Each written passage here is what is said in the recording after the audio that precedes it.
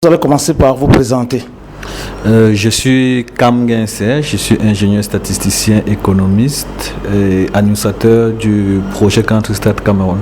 Alors, vous avez organisé ce jour à Yaoundé, ce jour vendredi 7 mai 2010, une réunion de constatation du groupe de travail de Countrystat. Il s'agissait de quoi? En fait, cette réunion fait suite à celle tenue à Ebolova il y a 10 jours de cela, et dont le but était de rassembler les données et des métadonnées en vue d'alimenter le système Countrystat Cameroun.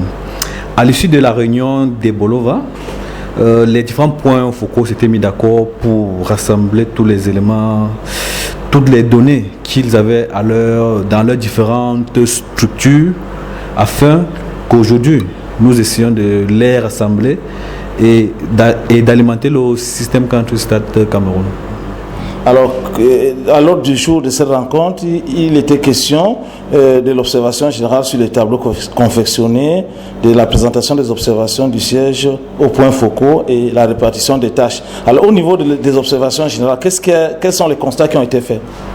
Bon, pour être un peu direct, il faut dire que Countrystat est à une deuxième phase, disons-le comme ça, même si la deuxième phase c'est pour bientôt. La première phase a consisté à rassembler des données disponibles au niveau national. Et dans cette phase, il est question d'améliorer toutes les informations qui ont été collectées, suivant un standard qui est proposé par la FAO et qui est harmonisé au niveau international.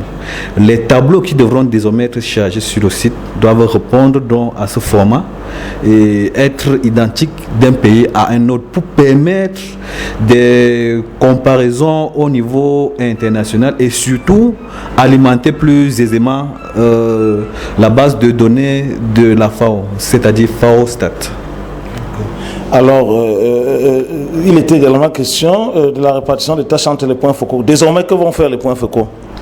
En réalité, le rôle de point focal, c'est collecter toutes les informations produites par la structure dont il est issu, et toute information qui entre dans l'architecture de Countrystat. Et il est question donc pour ces derniers de savoir quel type d'informations ils doivent collecter de façon à être efficace à la fois dans leur travail et efficace également pour l'ensemble du système Countrystat Cameroun. Alors, quel est le chronogramme de travail qui a été finalement retenu? Bon, en réalité, toute cette année, nous avons un chronogramme établi sur 12 mois.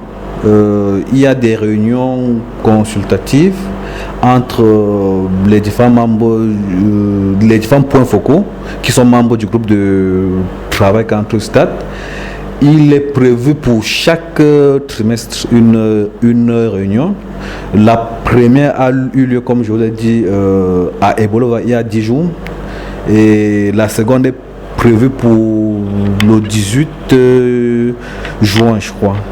Ensuite, chaque trimestre, il faudra au moins une réunion. Et en marge de ces réunions du groupe technique de travail, nous prévoyons également d'organiser de façon mensuelle des rencontres du secrétariat national. Le secrétariat national, en fait, c'est l'organe qui se charge du formatage des données recueillies au niveau des différentes structures et de leur alimentation dans le système Countrystat. Monsieur Kamgen, je vous remercie. Merci à vous.